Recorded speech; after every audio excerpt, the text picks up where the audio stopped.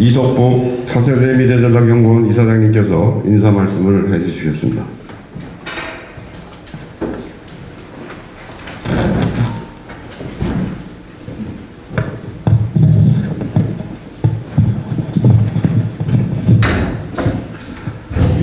오늘 한미 안보 관계의 현황과 대응 방안에 대해서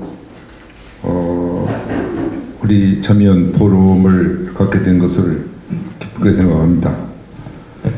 제가 며칠 전에 북한 인권 국제 대회를 참석한 기회가 있었습니다. 지금 왜 한미 안보 관계를 논의하는 데서 내가 왜 북한 인권 문제를 얘기하는가 여러분들이 의아해하시겠지만, 그 수잔 솔티라는 미국 그 디펜스 포럼 이사장이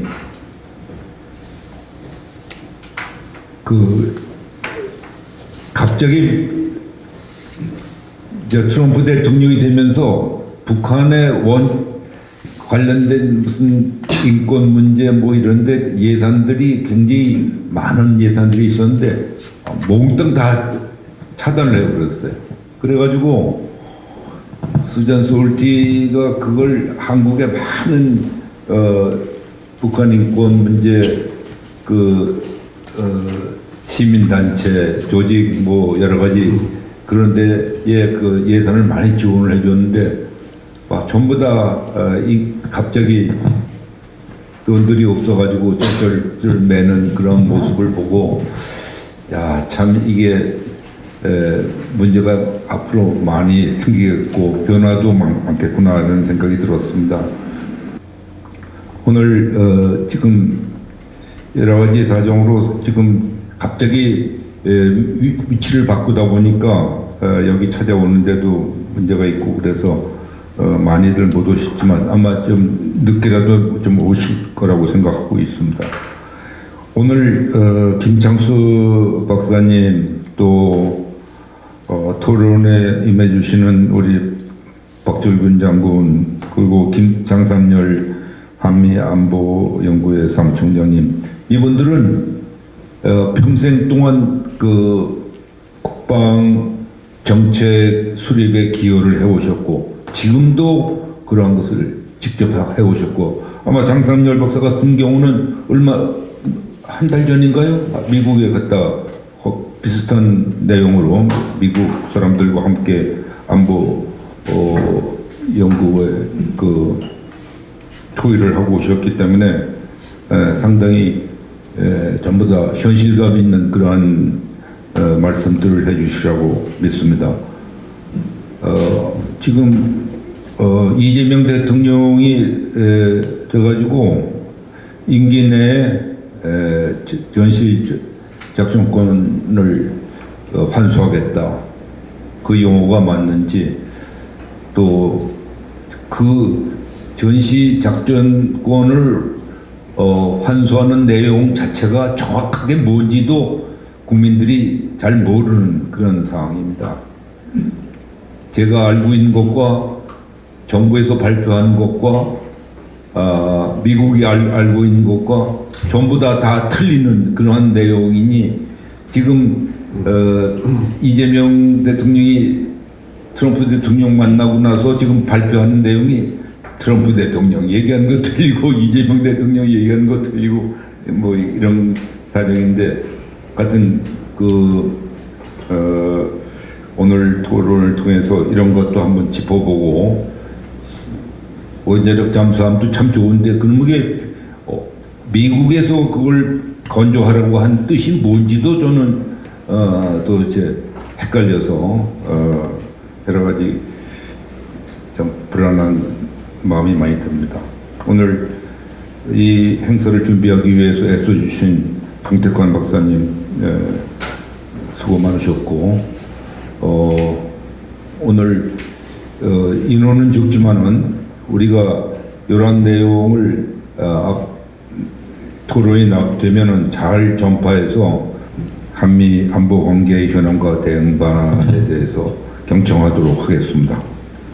세 분, 우리 대한민국의 가장 아주 실력 있는 최고의 석학들을 모실 수 있어서 다시 한번 영광으로 생각하고 환영합니다. 감사합니다.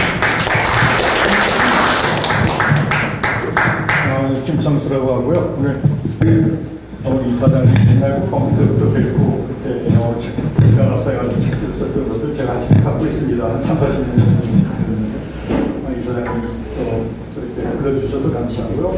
또 우리 사무총장님, 또 사무장님 무엇보다 많은 분께서 바쁘신데 지금 교통도 좀 별로 안 좋은 것 같고 쭉 걸어왔는데요.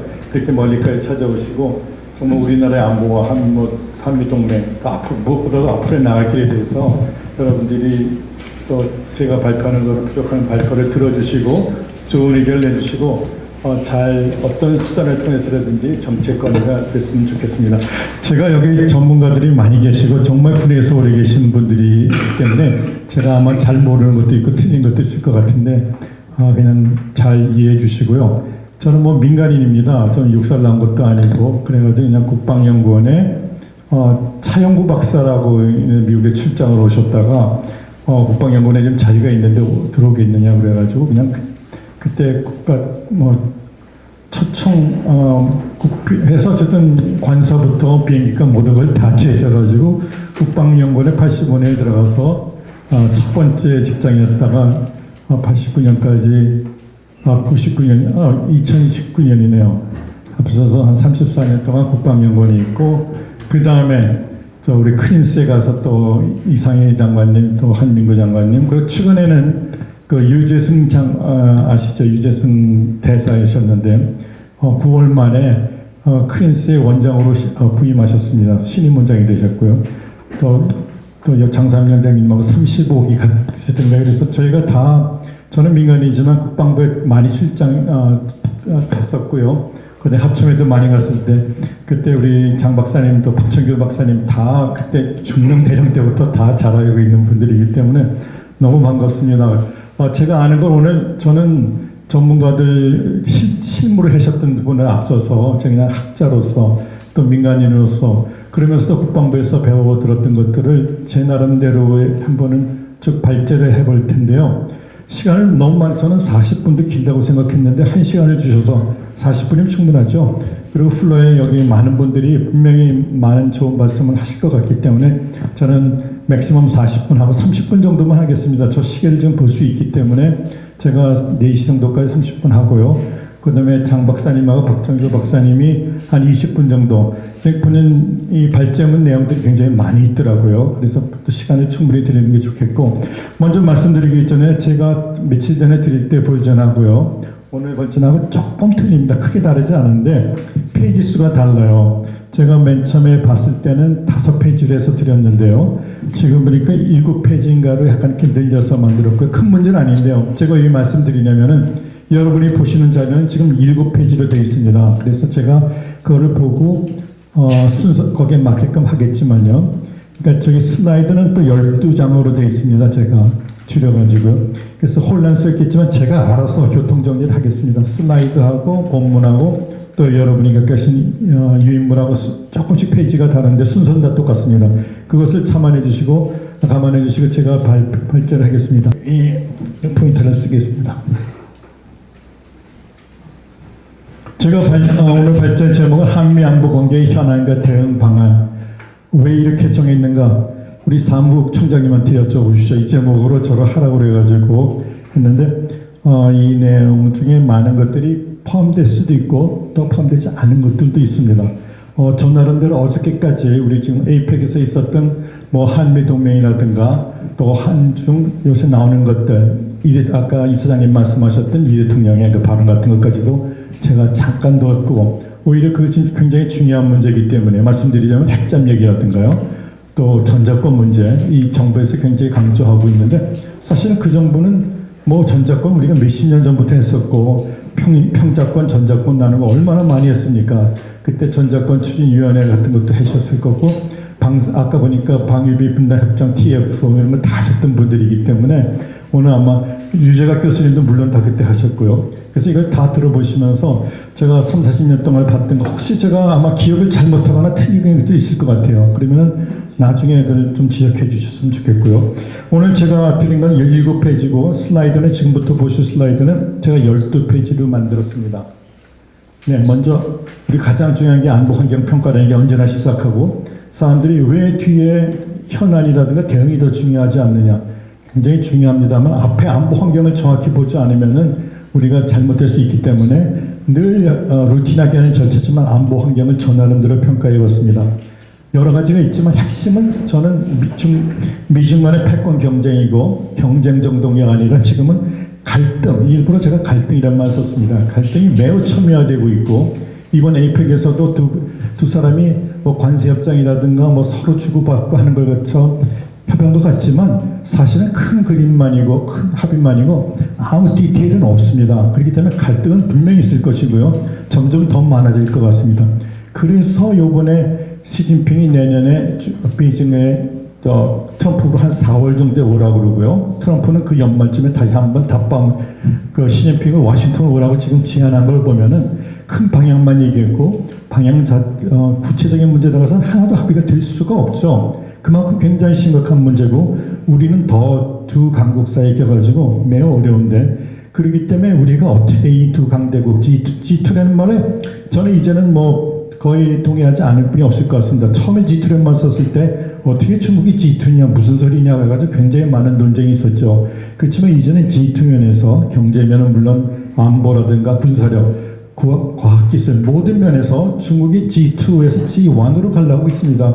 그건 현실입니다. 중국은 정말 빠른 국가로 하고 있는데 공산당의 갖고 그 집단 체제의 효율성 같은 게 물론 있죠. 그러니까 미국이라든가 우리 같은 나라의 민주국가에서 갖고 있는 여러 가지 갈등이라든가 비효율성 이런 것들 때문에 중국이 유리한 것이 많고 그런 2010년에 WTO 들고 나서부터 중국이 일본을 앞서고 계속 해가지고 지금 2025년 와서 세계 2위, 1위 되고 있고요.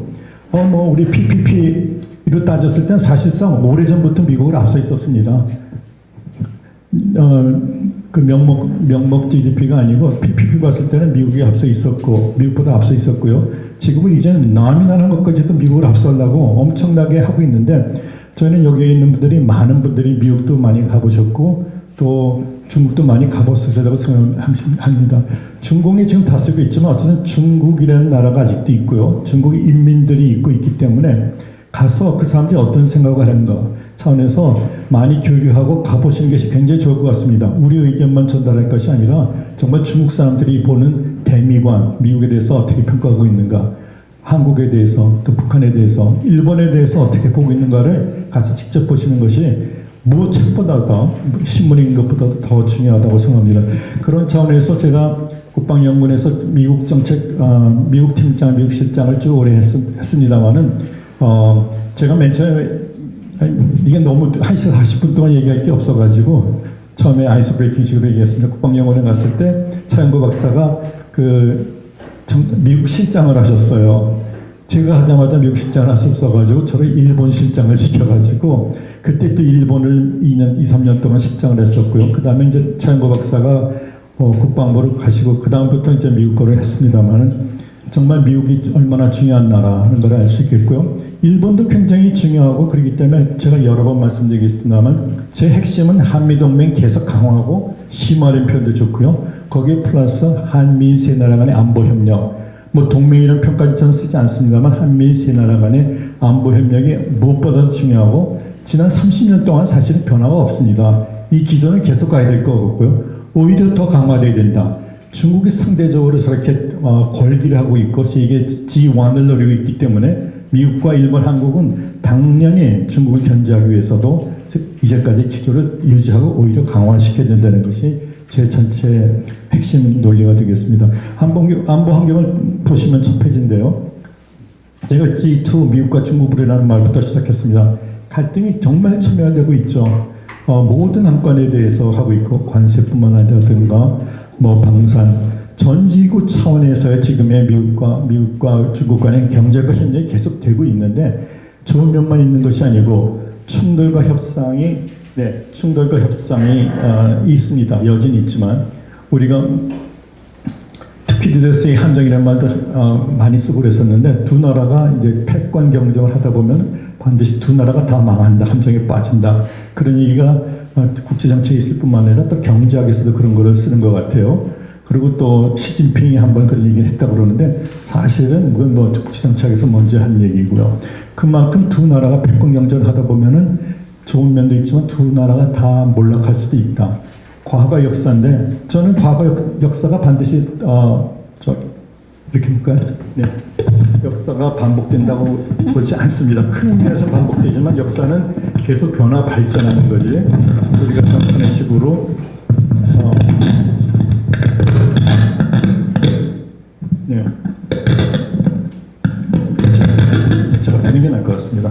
예, 역사는 반복한다고 볼 수 있지만 반복하지 않는다라고도 볼 수 있습니다. 보는 관점에 따라서 다른데 저는 역사는 계속 반복하는 것이 아니고 조금씩 진화한다, 바꾸고 있다 이렇게 보고 있습니다.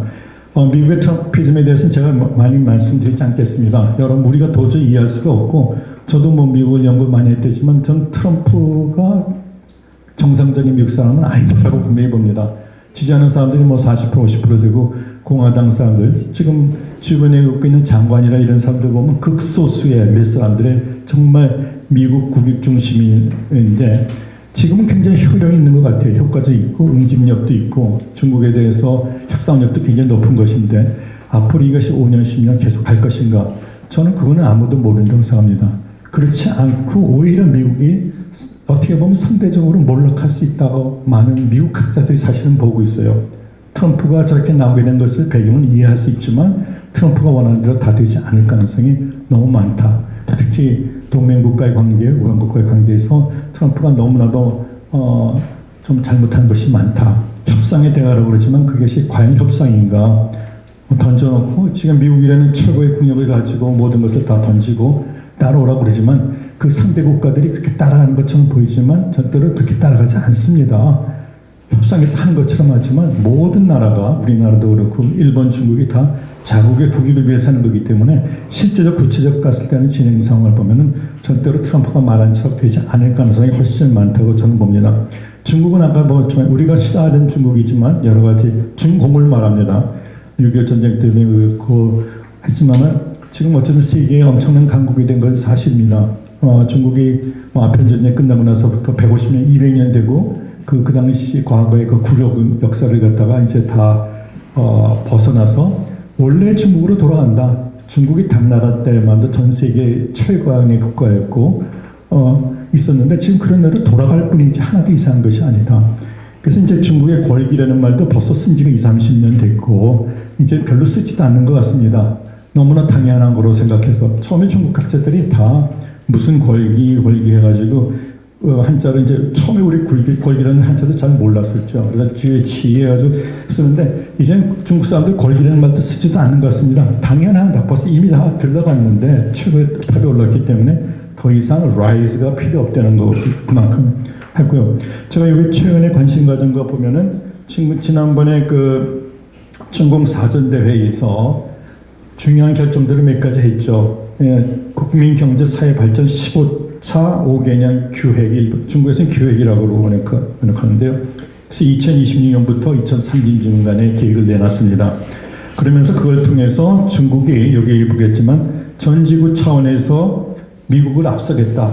적어도 공산당 중화인민공화국이 건국된 2049년까지 그러니까 1949년부터 2049년 100년간을 통해서 G1이 되겠다는 것이 중국의 목표고요. 그 중간에 이제 2027년에 중국 공산당 100주년, 1927년부터 2027년까지 100주년 되죠.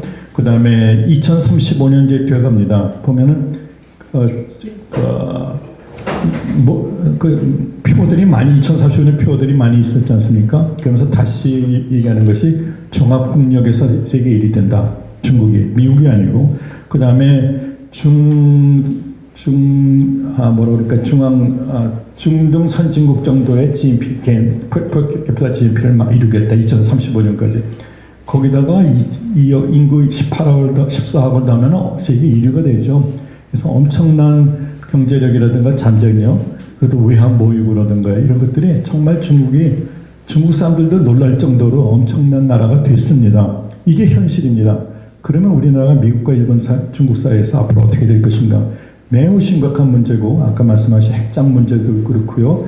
전자권이라든가 방위분담, 모든 것이 미, 중국 간의 관계가 다 돼 있습니다. 우리 문제는. 그렇기 때문에 어려운 거지. 우리 원하는 대로 막 이게 선언한다고 되는 것이 전혀 아니죠. 두 나라가 우리가 좋든 나든 정말 진짜 빅브라더가 됐습니다. 빅브라더스가 두 사람이나 있는데 이 어떻게 될 것인가 하는 것이 가장 큰 문제고, 그 다음 이제 2페이지로 넘어가겠습니다. 제가 자세히 읽지는 않겠습니다. 여러분이 갖고 계신 거 다 갖고 계시고요. 페이지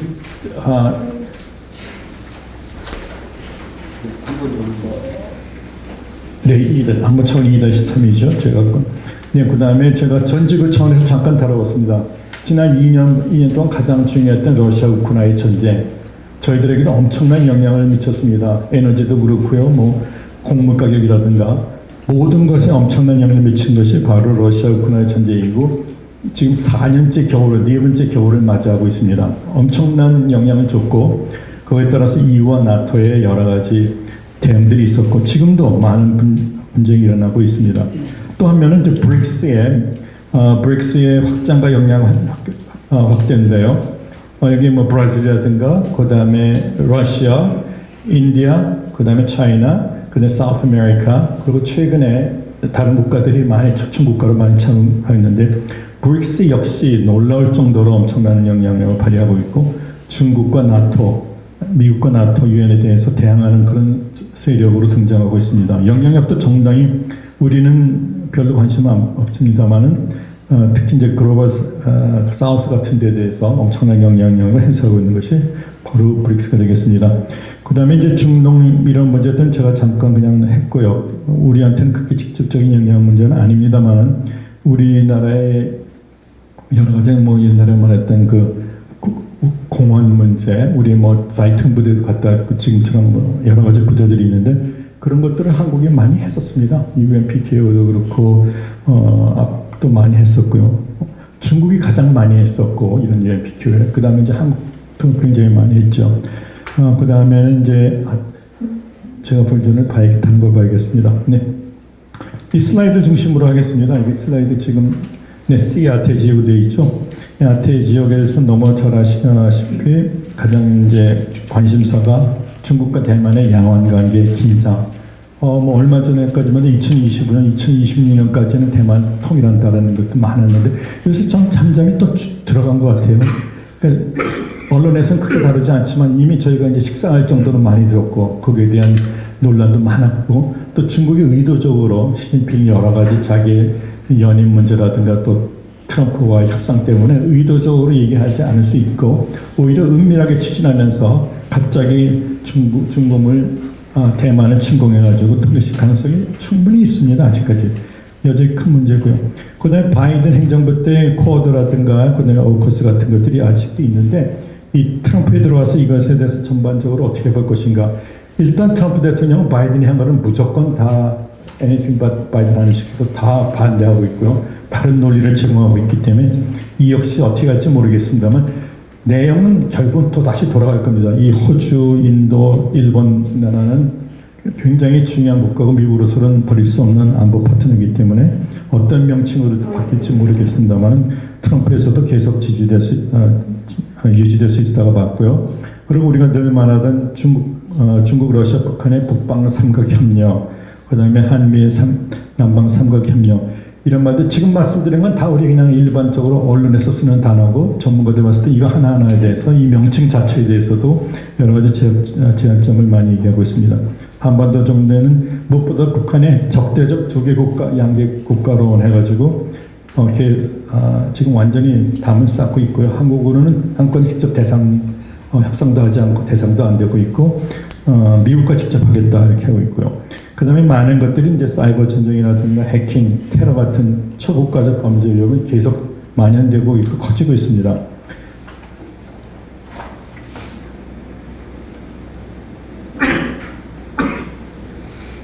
그럼 지금 이재명 전 대통령과 트럼프 행정부, 제가 한국, 미국이라고 하지 않고 지금의 이재명 정부와 트럼프 행정부를 의도적으로 축소해서 얘기를 드리겠습니다.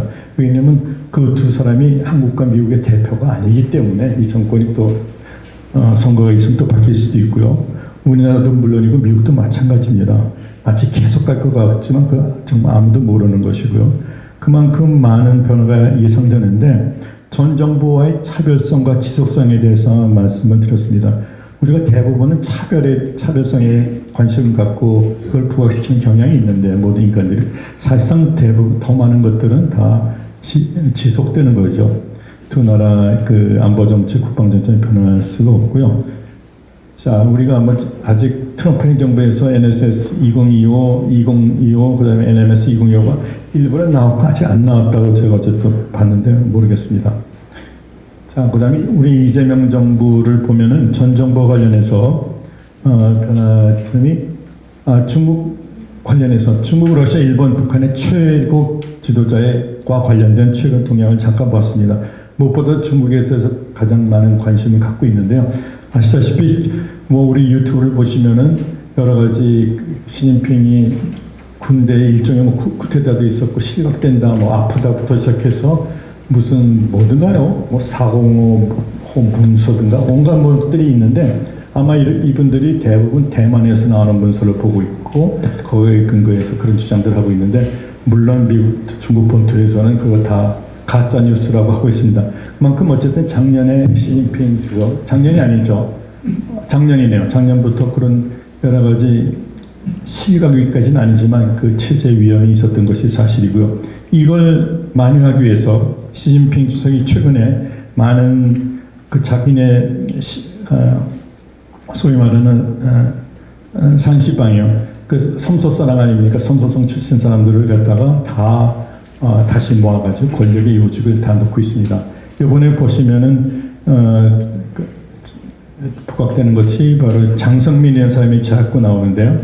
장성민 보면은 그다음 다 이 산서성 사람이고 부주석으로 임명을 했고요. 그다음에 무엇보다 우리가 관심 가는 것은 짱요샤 이 사람이 가장군에서 선배고 이 사람이 사실 실권을 다 갖고 있다. 지금 시진핑이 앞으로 어떻게 될지는 모른다. 그만큼 지금 중국 내부에서도 많은 문제가 있어서 이 문제 가지고 잘 완만하게 어쨌든 해결해 나갈 겁니다. 그 사람들 겉으로 내세우는 거라고 속으로 다르기 때문에 이 문제에 관해서 중국의 리더십에 어떤 변화가 있겠는가 이런 것도 상당히 많은 영향을 우리에게 미칠 수밖에 없습니다. 일본은 잘 아시다시피 얼마 전에 다카이치 사나이가 수험했었고 트럼프와의 정상회담에서 굉장히 많은 잘했다고 칭찬받고 있고 일본의 야당층 가운데서도 성공적이라고 보고 다만 뭐라 그럴까요?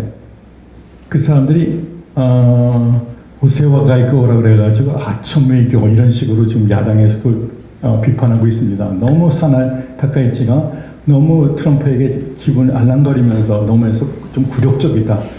거기서도 나오고 있고 우리나라에서도 마찬가지죠. 일본에서도 이번 다카이치가 했던 거에 대해서 전반적으로는 성공적이라고 보지만 반대 의견들이 상당히 많이 있습니다. 그것이 이제 최근의 일본 문제고 일본과 관련해서 잠깐 말씀드린 일본은 미일 방위 동맹을 갖다 강화시킨다. 그리고 주일 미군 주둔 계속하고요. 그 이번에 특히 그 요코스카 갔다 왔던 거라든가 조지 워싱턴 함에 직접 같이 내린 것부터 시작해서 영빈관 가는 문제 모든 문제가 미국이 가장 좋아하는 트럼프가 굉장히 좋아하는 그런 쇼 같은 것도 많이 했고 실질적 내용도 많이 미국이 좋아하는 것들을 많이 제시했습니다. 이것이 얼마나 갈 것인지 또 실질적으로 고쳐졌을 때 문제들이 저는 당연히 있다고 봅니다.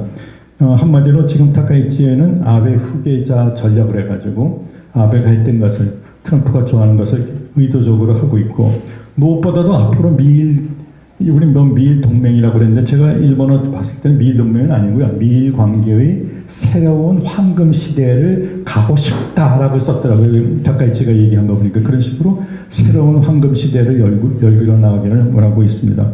여기에 대해서 미국도 동의하는 것 같고요.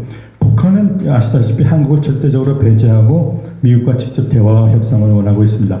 자, 앞에 이제 서론을 충분히 얘기했고요. 자, 이제 안보 현안에 들어가서 보겠습니다. 동맹 현대화라는 제목부터 시작했습니다. 아까 이사장님도 잠깐 말씀하셨고 또 장상열 박사님도 잠깐 미국 워싱턴 가서 어떤 말씀하셨는데 동맹 현대화라는 말을 요새 많이 쓰고 있습니다. 사실은 우리 지난번 정권 때라든가 역대 정부에서 동맹 현대화라는 말은 별로 안 썼던 것 같아요. 근데 지금 들어와가지고 사실은 물론 이제 윤석열 대통령께서 갔을 때 했고 그거 며칠 전에 제가 장상현 박사님 쓰신 걸 봤는데 워싱턴 브런슨 사령관이 발언한 거는 사실 제가 보기에는요, 제가 판단하면 미국의 윤석열 대통령이 가시기 전에 바로 얼마 전에 인터뷰를 하면서 한미 간에 분명히 교감이 있었을 것 같아요. 한미 동맹을 현대화하자. 그래서 여기는 뭐 어떤 데는 alliance modernization 하기도 하고 modernization of the alliance라는 말을 쓰는데 가기 전에 분명히 주한미군 사령관하고 윤석열 사령관이 분명히 얘기를 하셨고 워싱턴에 그러면 가서 무슨 얘기를 할까 해서 동맹 현대화라는 개념을 제시한 것 같습니다. 그러니까 이건 브런슨 장관이 먼저 낸 게 아니고 한 5일인가 6일 차이가 있더라고요. 발제 신문에 난 거 보니까. 그러니까 분명히 양국 간에 합의가 있어가지고 어쨌든 동맹을 좀 개선시키자 뭐 이런 차원에서 한 것 같고 동맹 현대란 말을 갑자기 많은 언론들이 쓰고 있는 것 같습니다. 자, 요번에 보면은 동맹 현대화가 가장 전체를 다 커버하는 사실은 개념입니다. 지금 앞으로 말씀드린 모든 것들을 다 포괄해서 한미 동맹을 현대화하자, 시기에 맞도록 하자는 차원에서 동맹 현대화라고 봤고요. 자, 요번에 이재명 대통령의 워싱턴 방문 8월 15일 있었는데요. 그때 일종의 그냥 엄브렐라 컨셉트로 제시하셨고 그 핵심은 주한미군의 전략적 연성과 기지, 부지, 소유권이라고 트럼프 대통령이 얘기했죠. 그중에서요. 그 다음에 미국 국가안보전략 기조의 변화 가능성을 예시했습니다. 당연히 하죠. 중국의 위협이 점점 증가되고 여기에서 미국이 여러 가지 면에서 상대적으로 그러니까 수세적 입장이 몰리게 됐기 때문에 트럼프 대통령으로서는 그것을 이길 수 있는 방법으로 초강력한 방법으로 나가고 있는 것 같습니다. 그래서 국가안보 전략도 바뀌고 있고요. 우리 다음 주 월요일인가요? 이제 피트 헥스 사령관이 와가지고 지금 안규백 장관하고 SCM을 하도록 되어 있습니다. 월요일에 있던데 화요일이 아니고. 그러니까 아마 주말에는 뭐 JSA 방문하고 그 다음에 우리 보통 SCM 전에 MG 네네 먼저 하고 그거 하고 이제 하지 않습니까? 그래서 보니까 신문 보니까 월요일이더라고요. 화요일이 아니고. 제가 드린 자료는 아마 11월 4일로 제가 썼는 것 같은데 11월 3일이 맞는 것 같습니다. 11월 3일로 바뀌었고 그 다음에 이제 여러 가지 쭉 SCM 이제 우리 보면은 나중에 나오겠습니다만 키드에서 각종 했던 1년 동안 했던 걸 다 보고하고요. 그 다음에 그동안에 없었던 EDSCG를 명칭을 작년에 NCG로 바꿨죠. 핵협의 그룹으로. 그때 이걸 보고가 있을 것이고요. 1년 동안의 진전사항에 대해서 보고를 할 겁니다. 그래서 회의 의전은 여기 보시는 것처럼 제가 이거 다 언론에서 한 겁니다. 대북정책 공조, 연합방위 태세 강화, 확장 억제 실행력 제고, 지역안보 협력 확대, 사이버 우주 미사일 분야 협력, 함정 건조 및 MRO, 그 다음에 등 방산 협력, 국방과학기술 협력 등으로 구성되어 있습니다. 늘 SCM 하던 것처럼 보고를 받고 그 승인하고 그 다음에 내년에 그 보고할 내용들을 계획들을 지시하는 그런 상황으로 진행되겠습니다. 두 번째 핵심이 이제 우리 전자권 전환이라는 말을 쓰고 있고요. 전자권 전환에 대해서는 옛날 평시에부터 해가지고 전환이 맞느냐 환수가 맞느냐 여러 가지 있었는데 입장에 따라서 우리가 좋은 거기 때문에 다시 받아야 된다는 사람은 환수라고 그러고요. 미국 측에서 그것을 뺏어갔다는 표현도 썼고 옛날에는 그러다 그런 것을 다 개념을 중립화시켜서 그냥 전환, 트랜지션이라고 그래요. 옛날에는 트랜스퍼라는 말 썼습니다. A에서 B를 트랜스퍼 했다는 걸 썼다가 꽤 오래돼서 트랜지션으로 바꾼 지도 꽤 오래됐죠. 그래서 중립적인 개념으로 트랜지션 전환이라고 썼고 국방부에서는 조건에 기초한 전자권 전환이라고 하고 있습니다. 그래서 COPT라고 쓰고 있는데요. 자, 여기 문제에서 핵심 문제는 아시다시피 문재인 대통령 때부터 계속 전자권 전환에서 특별히 얘기했고 그 다음에 한반도에 있는 그 정전협정을 평화협정으로 제기하면서 미국으로부터 다 받아야 된다. 이런 것들이 지난번에 그 문정부 때 굉장히 핵심적이었죠. 왜 북한과의 정전협정을 갖다가 폐기하고 새로운 동맹을 안 맺느냐. 왜 주한미군이 아직까지도 있느냐. 전쟁이 끝난 지 몇십 년이 됐는데. 그리고 왜 우리가 전적권을 미국 측에 넘겨주다. 이런 문제들이 굉장히 큰 정치적인 문제가 됐고, 그래서 전 정부에서, 보수 정부에서도 그래 하자. 그래가지고 조건에 기초한 전자권 전환에 가서 단기적으로 했는데, 문재인 대통령이 있을 때도 그 임기 내에 5년 안에 하겠다 그랬다 결국은 못했죠. 윤석열 대통령 들어와서 똑같은 문제 했습니다. 내 임기 내에 이거를 추진하겠다. 근데 또 2년 반 만이면 또 못했고요.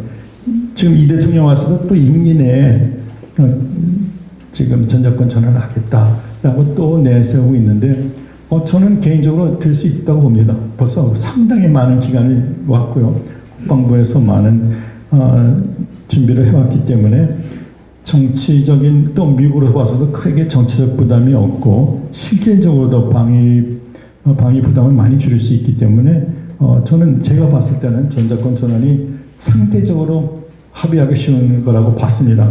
여기에 대해서 반대하실 분도 많고 저도 원래부터 어떻게 전자권을 전환하냐 굉장히 많은 우리 보수 장성들 그룹에서도 그렇게 계속 반대했었습니다. 반대 이유가 있죠. 왜 이거를 지금 전자권을 전환하면 안 되는가에 대해서 말씀을 굉장히 많이 했었는데 지금 상황을 여러 개 봤을 때 또 우리나라의 국방력 자체 증량력이라든가 또 방위받는 그 증대 압력이라든가 또 트럼프와의 협상을 봤을 때 이런 것을 좀 해봐도 좀 좋지 않을까 그런 차원에서 제가 여기다 제시를 해봤습니다. 저는 이걸 개치주하는 사람은 절대로 아니었습니다. 여러 가지 문제가 있기 때문에 전자권 자체라는 것도 전자권이라는 건 없다. 우리 옛날에 아마 이사님이 그렇게 하셨어요.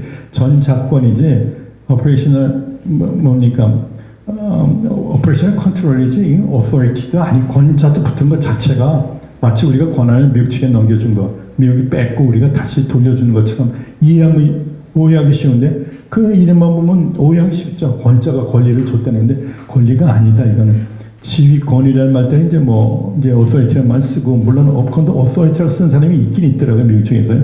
근데 엄격히 말해서는 operation control이지 이거는 authority가 아닙니다. 그거에 대해서는 군에 계신 분들은 다 명확히 아는데 일반 사람들은 다 모르고 언론에서도 그게 그거 아니냐 결국은. 그래서 이 문제가 그렇게 크게 많이 문제가 되었고요.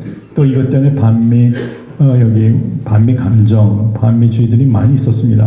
그만큼 전자권 문제가 중요한 문제고 우선순위에 들어갈 수밖에 없고요. 그 다음에 세 번째는 확장 억제인데요. 이 역시 우리 한미 동맹 현대화에 직접적인 연관이 있습니다. 미국으로서 봐서는 특히 여기서 말하는 건 확장 핵억제를 말하는데 핵억제를 제공한다는 것에 대해서 한국 측에서 신뢰하지 못했고 특히 그 assurance, reassurance 확정 재확정 문제를 가지고 우리는 항상 그거를 믿을 수가 없다. 그리고 트럼프 같은 경우에는 이제 자산의 그 배치 파견할 때마다 비용을 요구했었기 때문에 여기에 대해서 반대가 상당히 많이 있었습니다. 그렇게 해서 여러 가지 협상을 통해서 NCG를 저희가 만들었고요. 작년 7월에 출범했습니다. 그리고 이제 일체형 확장 억제 구현이라는 것들을 이제 국방부에서도 다 했었고요. 그 다음에 한미 간의 한반도 핵 억제 핵 지침. 그래서 한미 공동 지침이라는 것을 바이든 윤석열 정부 때 이것을 승인한 바가 있습니다. 그런데 최근에 와서부터 이제 트럼프뿐만 아니라 그 이전부터 결국 북한을 하나의 일종의 핵국가로, 핵보유 국가로 인정해야 될 것이 아닌가. 그리고 트럼프 대통령도 그렇고 이 사람들이 북한은 핵을 많이 갖고 있다. 핵 보유 국가라는 거를 그냥 정치적인 거로 쓰는데 군사적이라든가 법률적인 봐서는 엄격히 말해서는 틀린 말이죠. 근데 많은 사람들은 북한이 핵 그렇게 많이 갖고 있고 다량살상 무기, 미사일들이 많이 있는데 왜 북한이 핵보유 국가가 아니냐. 북한은 그것을 핵보유 국가가 당연하기 때문에 우리 핵구축 협상의 대상자로 생각하고 있어서 이 문제가 복잡하고 여기에 대해서 우리 입장에 보수 진보가 다 달리는데요. 이 문제 가지고 국방부도 그렇고 우리 국방 카이다에서도 이거에 대해서 오랫동안 연구를 하면서 개선안들을 많이 제시해 왔습니다. 그 다음 네 번째 가서 여기 보시면은 전자권 전환했었고 확장업체까지 있고 맨 밑에 이제 유엔사 연합사 주한미군 체계 변화 늘 국방부에서 쓰던 거 보면 항상 모든 문서에 UNC/CFC, USFK 항상 써왔습니다. 지금도 그렇게 쓰겠죠. 저는 요새는 모르겠습니다만 옛날에 우리 항상 이 문제를 써왔는데 자 UNC가 이 배경을 보면요. 저희가 전자권 전환하고 그 다음에 한국 측에서 독자적으로 행사한다 한 것에 대해서 굉장히 많은 논쟁이 있었고 그러면 결국 연합사 체제가 없어지고 그것이 신연합사체가 되던 미래 우리 그때 뭐라 그럴까요? 미래 명칭들이 계속 바뀌었는데요. 그런 걸 제시하면서 나왔던 거니 그러면 UNC는 없어질 수밖에 없다. 연합사도 없어지고 미군도 나가고 그러면 UNC가 왜 필요한가에 따라서 많은 논쟁이 있었습니다. 그래서 UNC에서 내온 것이 아니다. UNC를 폐지하는 것이 아니고 그러면 활성화를 시켜야 됐다. 그래서 유엔사 활성화를 굉장히 큰 문제였고 지금도 하고 있습니다. 미국으로서 관심이 있고 일본은 또 매우 중요한 관심사항이 바로 유엔사 활성화고 한반도에서 전쟁이 완전히 끝나고 중단 상태 평화협정이 있고 남북한 간에 많이 평화가 완전히 정착되기 전까지는 유엔사의 기능은 매우 중요하다. 그래서 계속 지금 유엔사 활성화를 하고 있고요. 아시다시피 저희가 1차, 2차 두 번 한국 유엔사 회원국 국방장관 회의를 했었습니다. 2년. 근데 금년에는 제가 보니까 안 한 것 같아요. 연기했거나. 일단 나중에 좀 말씀해 주세요. 1차, 2차 때는 제가 보면은 장관들 몇 사람 들어오고, 뭐 네덜란드도 오고, 각 대사들이 와가지고 국방장관 했었는데, 금년에는 아마 안 했을 가능성이 많은 것 같아요. 아니면 내년으로 연기했던가요. 그 다음에 유엔사 후반기지, 이제 일본에서의 7개 베이스 스테이션도 있고 인스톨레이션에서 우리 지원하는 문제 여전히 있고 다카이치가 드러나서 일본의 방위비를 증가시키면서 어떤 영향을 미칠 것인가 UNC 리어에서 어떤 것이 있을까 그것도 하나의 문제가 될 수 있을 것 같습니다. 그리고 이제 연합사령관이고 또 미래군 사령부라는 명칭을 썼었는데 그건 하나의 일본 명사죠. 고유 명사가 아니고요. 그 미래군 사령부 특히 이제 미군 사령관이 진짜 사성장관이 장군이 될 건가 아니면 주일미군처럼 삼성장군이면 충분하다든가 이런 문제가 앞으로 있을 것 같고요. 미국 측에서 한쪽에서는 뭐 일본하고 똑같이 하는 것이 트럼프의 생각이다라는 말도 나와서 있는 것 같은데요. 또는 저는 꼭 그렇지는 않을 것 같고 또 변할 수도 있을 것 같습니다. 그 한미연합 연습 훈련들을 계속하고요. 확장업체 시나리오를 저희가 만들고 있는데 그거에 따라서 지금 연습들을 하고 있습니다. 이 문제와 주한미군의 전략적 유연성 확대 문제 이때 또 질문도 하실 것 같은데요. 전략적 유연성은 어디까지 우리가 인정해 줘야 될까?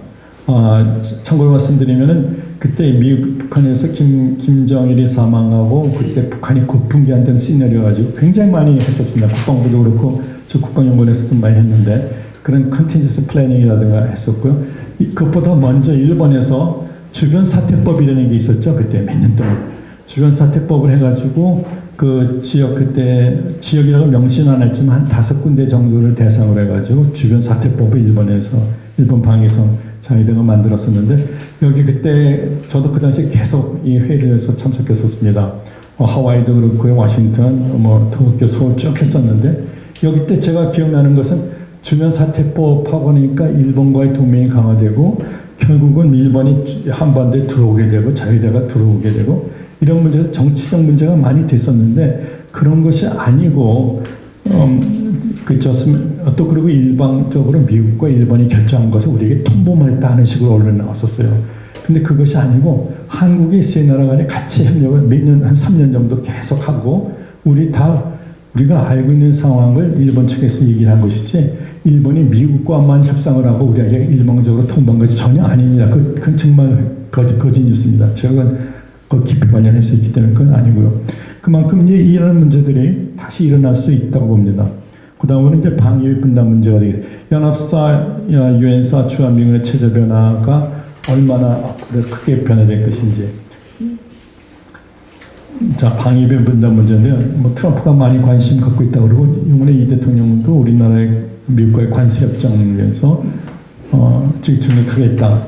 우리가 보통 3%, 3.5% 얘기하고요. 한국이 2.5%라고 하는데 우리가 2.78%까지 한 적도 있다가 잠깐 다시 2.5로 내려갔더라고요, 퍼센트에.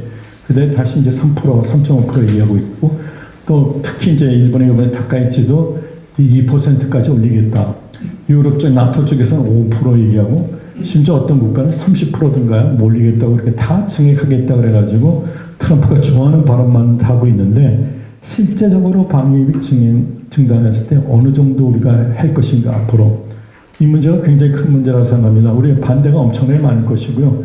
우리도 지금 경제가 그렇게 좋지 않은데 지금보다 뭐 3배를 더 부담하라. 그 쉽지 않은 것 같고, 트럼프가, 여러분 트럼프의 특징은 알겠지만요, 제가 보고받은 것 중에서 몇 개 선호하는 걸 갖다가 막 툭툭 던집니다. 10억 달러? 30억? 그 사람 빌리언 달러는 아무것도 아니니까 1 빌리언, 3 빌리언, 5 빌리언, 심지어 10 빌리언까지 얘기하면서 막 내라고 하는 것이 트럼프의 전략이고 그 협상 전술인데, 그러다 보면 상대방이 압박을 받고 거기에 따라서 좀 미국이 원하는 쪽을 해주는데 우리가 절대로 그렇게 할 능력도 없고요. 그렇게 해서도 안 된다고 생각합니다.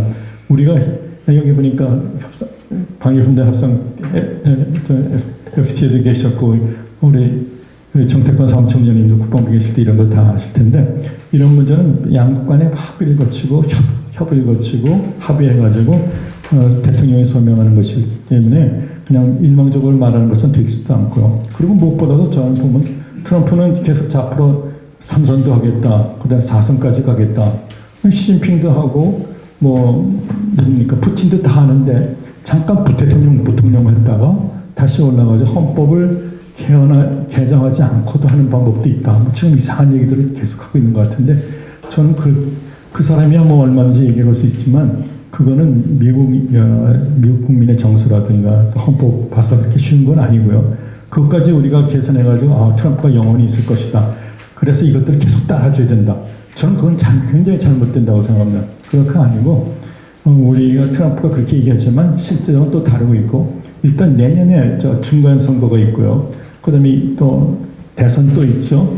우리나라도 지금 뭐 대선 총선 다 있는데, 이런 민주주의 국가에서는 어쨌든 선거의 결과에 따라서 정부가 바뀌고 정부의 정책, 대미 관계가 크게 바뀔 수밖에 없고요. 구체적인 이슈에 들어가서는 입장이 달릴 수밖에 없습니다. 제가 40분 쓴다고 그러다 보니까 잘 보면 1시간 쓰겠네요. 아까 다음 총장님이 말씀하신 것처럼. 10분 안에 끝내겠습니다. 중장기 로드맵, 단기 로드맵부터 먼저 하겠습니다. 우리가 뭐 연구원에서 국방부에서 늘 하던 건데요.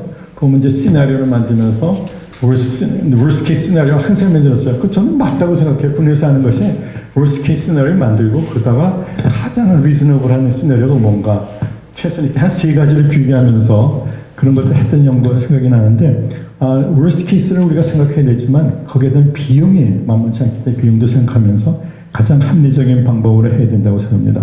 그래서 단기 앞으로 한미 안보 동맹의 여러 가지 이슈를 쭉 말씀드렸는데요. 이것들이 다 포함하는 단기 로드맵. 제가 여기서 단기라는 것은 1년, 2년을 얘기하고요. 중장기라는 것은 3년부터 5년을, 근데 10년까지 이렇게 말씀드리는 겁니다.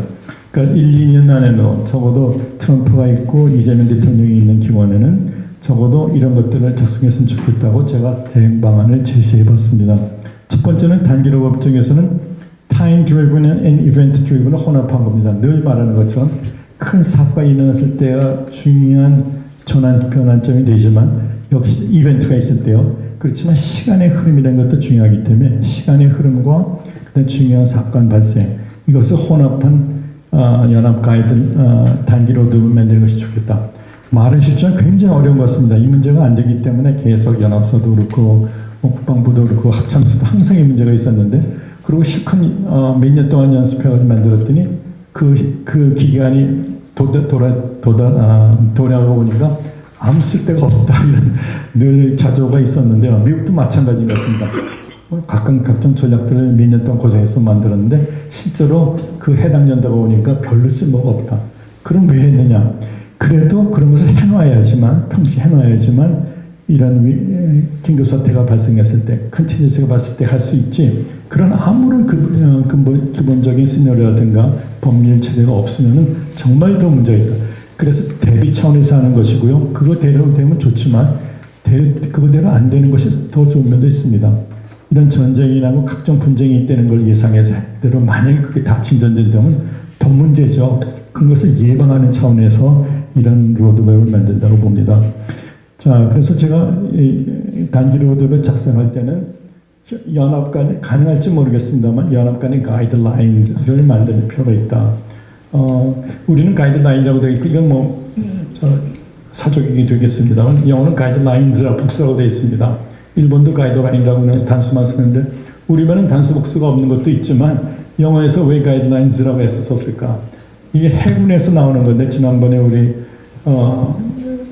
세월호든가요? 났을 때 잠수부대 들어갈 때 가이드라인 한 줄 갖고는 생명서 한 줄 갖고는 못 쳤습니다. 반드시 2줄 이상해야지만 찾아 나오기 때문에 가이드라인즈 항상 복수됩니다. 제가 그 미국사람 때 들었는데 그러니까 우리말에는 가이드라인이지만 영어로는 가이드라인즈입니다.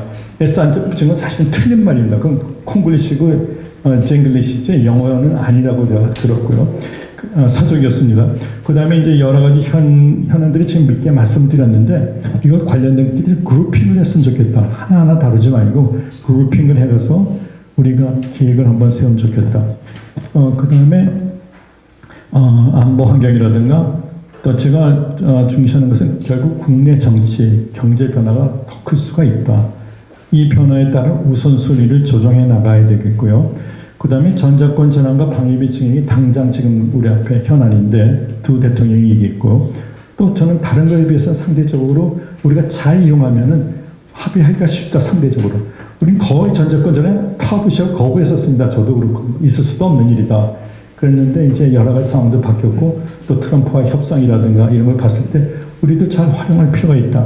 그래서 전자권을 전환한다고 해도 그것이 이루어지는 것이 금세 이루어지는 것이 아니고 단계적으로 하는 것이고 다 디테일이 필요하기 때문에 너무 걱정이라는 말은 사실 정확한 말은 아니지만요. 우리가 너무 거기에 수세적으로 나갈 필요는 없다고 생각했습니다.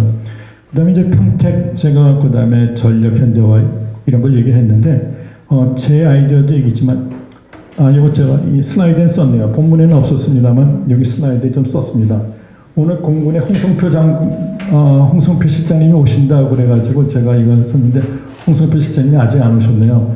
홍성표 실장님이 이제 공군 대령이셨고 이 문제 가장 잘 아시는 분인데요. 홍성표 장군이 오늘 제가 이게 언론에서 본 것이 이게 맞는 소리인지 아닌지 좀 확인하고 싶었습니다. 지금 주일 미군 기지도 그렇고요. 주한미군 기지 중에서 군산이라서 오산에 있는 그 공군 기지요. 한국과 미군이 같이 쓰고 있는 기회. 다 아시겠습니다만 미국 사람들 있을 때는 자기는 에어포스 베이스라고 쓰고요. 우리나라 미국 이외 거는 그냥 에어베이스라고 씁니다. 포스가 없죠. 그 차이점이 있는데 똑같은 게 아니고 미국 사람들은 자기네 군산 에어포스 베이스가 아니라 군산 에어베이스고 오산 에어베이스고 자기네가 있을 때 미군이 있을 때는 거긴 에어포스 베이스 포스 중간에 꼭 씁니다. 뭐가 차이가 있느냐? 그 사람들이 구분하기 위해서 미국 거는 중간에 에어포스 베이스라고 그러고 미국 이외의 다른 동맹국 거는 에어베이스라고 그럽니다. 그 차이가 있던 건 사족입니다. 그렇지만 미국 사람들은 그건 반드시 틀리지 않아요. 근데 우리는 그게 뭐가 다른가 하는데 미국 사람들은 다르게 쓰고 있습니다. 지금 평택도 물론이고요. 평택을 우리가 맨 처음에 지원해주고 할 때 앞으로 100년을 쓸 수 있는 100년 그런 기지를 만들었고 중국이 가장 두려워하고 싫어하는 것이 바로 평택에 있는 캠프 험프리즈입니다. 가장 두려워하고 가장 우려하는 존재인데요. 그걸 갖다가 지금 나가서 그 앞에서 데모하고 나가라고 얘기하는데 그건 아닌 거고 가장 중요한 것이 캠프 험프리즈를 통한 주한미군이 여기 반드시 있는 것. 지상권이 숫자가 28,500에서 25,000이라든가 줄 수는 있어요 분명히. 그렇지만 상당한 수준이 있을 가치가 있고 그만큼 중요하지 한 번 더 가요. 오히려 유럽보다 나토보다도 주한미군이 좀 더 중요하다고 생각합니다. 중국이라는 나라 엄청난 나라가 있죠. 러시아하고 중국은 지금 비교도 안 됩니다. 우리가 러시아 때문에 옆에 많은 동국구라든가 폴란드까지 또 나토 이유가 그렇게 많이 대응하고 하고 있는데 이 중국은 사실은 더 엄청난 나라죠. 러시아하고 비교할 수가 어떤 면에서는 그만큼 중요한 나라이기 때문에 여기는 가장 중요한 전략기지로 캠프 험프리즈가 있어야 됩니다. 그건 당연히 상식적이죠. 너무 상식적이고 합리적인데 그렇기 때문에 여기 주한미군 중에서 캠프 험프리즈는 100년 동안 충분히 있을 것이고 여러 가지 전략을 갖다 계속 더 확장하고 할 겁니다. 그리고 제가 여기 좀 전술핵 배치 잠깐 얘기를 했는데 이건 제 얘기가 아니고 우리 영월에 한명필 박사라고 있어요. 예. 우리 국방부에서도 핵 문제 다뤘고 했는데 미국 측에서 나오는 논문들을 보니까 미 공군에 있는 지금 생각이 안 납니다. 중요한 사람이 앞으로 한국에 그런 미 공군이 있어서 전술핵 무기를 갖다 놓아 재배치하는 게 좋겠다라고 썼고 이것이 상당히 트럼프 행정부에서 어필해가지고 그렇게 추진될 가능성이 높다고 봤습니다. 왜 그러냐면은 지금 한국에 자체적으로 핵무장하겠다, 뭐 육군에다 핵무기를 다시 재배치하라든가 자체 여러 문제가 너무나도 복잡한 문제이기 때문에 그리고 아까 또 핵잠 얘기 잠깐 하셨습니다만 이거 그렇게 쉬운 문제 아닙니다. 미국 측에서 일본 측에서도 굉장히 신경을 곤두쓸 것이고요. 미국 의회에서 이것을 뵙기 걸 가능성이 너무 많습니다. 우리가 뭐 해군 청장이 원하는 것처럼 2030년대 후반에 가서 뭐 5,000톤짜리 핵잠수함은 4척을 갖다 운영했다. 그렇게 비전은 될 수 있고 옛날에 우리가 대양 해군 했을 때 맨 처음에 많은 비난이 있었지 않습니까? 그처럼 현실 가능성은 있지만 매우 복잡한 문제다. 주변국의 반응, 미국도 그렇게 트럼프가 자기가 즉각에서 대통령으로서 던졌는지 모르지만 그리고 그 사람이 지금 당장 그 핵잠을 허용한다는 말은 안 했습니다. 이런 앞으로 10년, 20년 이런 것들 그리고 거기에 필요한 해결료를 제공할 수도 있다는 이런 식으로 얘기한 것이지 그러니까 우리가 그 단어 하나하나가 다르고 언론의 표현도 다르고요. 모든 사람들이 자기가 보기 원하는 대로 다 해석을 하는 것 같습니다. 그거보다는 이 핵잠 우리가 추진하는 문제도 굉장히 많은 복잡한 문제고요. 중국과의 관계에서도 지금 같은 상황에서는 매우 복잡한 문제가 될 것밖에 없습니다. 그 다음에 그래서 제가 여기 공군기지 KA에서 제일 8전비단 제가 보니까 미사와 있던 것들도 와 있고요. F-16들이 모이면서 오산 쪽으로 모여서 슈퍼 비행 대대를 하겠다고 했는데 신문에서 제가 언론에서 본 겁니다. 뭐 이번에 본 게 아니고 오래전에 봤던 건데 아마 홍성표 박사가 오면 이것을 아까 여기 계신 분 중에서도 이것이 사실인지 아닌지도 좀 이따 좀 말씀해 주시면 좋겠고요. 그만큼 벌써 미군은 자기네 군을 갖다가 여기 단순히 전략적 유연성이라서 우리는 지금 주한미군이 저기 양안 쪽으로 가는 것만 생각하고 있는데 그것이 아니고 이미 일본에서도 여기로 와 있고 일본은 물론 이제 대만인데 우리보다 훨씬 많은 적극적인 지원을 할 겁니다. 그런 매우 복잡한 문제 중에서 한국에서 벌써 이게 한국 지상군도 그렇고요, 미군 지상군도 그렇고요, 또 공군도 그렇고 해군도 많은 벌써 변화들이 있습니다. 이것과 관련해서 우리가 단기 로드맵에 잘 반영할 필요가 있을 것 같습니다. 자, 두 번째는 이제 중장기 로드맵인데요. 사실 여기 가면은 말은 쉽지만 굉장히 어렵습니다. 1, 2년간의 단기 로드맵도 작성하는 것이 어려운 문제인데 그걸 넘는 3년, 5년 제가 어떤 그냥 개념 차원에서 말씀드린 것 같은데 개념적으로는 중장기 로드맵도 한번 만들 때 그 정례적으로 한번 최신화하는 것을 업데이트를 해보고요. 그리고 단기 로드맵을 연차적으로 한번 연장시켜보고 적용하는 문제가 있겠고 무엇보다도 미중 갈등과 협력 속에 한국의 국가 전략 그 다음에 국방 전략의 실질적 조정을 해나가는 것이 필요하다고 보았습니다. 그리고 또 무엇보다도 북핵 대응 논리가 여러 가지 있을 수가 있고 또 변화가 있을 수가 있는데요. 그 북핵 대응 논리의 합리성과 현실성 여부도 함께 검토할 필요가 있습니다. 네, 저희가 5분만 하고 마치겠습니다. 지금 40분 했나요? 네. 자, 그 다음에 제가 하나 다른 것은 트럼피즘의 성과와 한계 그리고 동맹국과 우방들과의 관계도 역시 평가할 필요가 있다고 봤습니다. 미국 경제가 지금 회복되고 있다고 보는데 회복의 여부와 회복의 속도 이런 것들이 경제 문제 굉장히 중요하고요. 그리고 미국의 여러 가지 군사력의 평가 여러 가지 기준이 나왔습니다만은 여기 하나 줬네요. 네. 여기 맨 밑에 되겠습니다. 중간에 트럼피즘의 성과와 한계, 동맹국과 우방국가의 관계 평가가 있고요. 그 다음에 세 번째는 미국의 중간선거와 대선 2026년, 그 다음에 28년에 있죠. 그 다음에 한국의 총선과 대선의 영향도 역시 감안해야 되겠습니다. 마지막으로 결론 및 건의를 말씀드리겠습니다.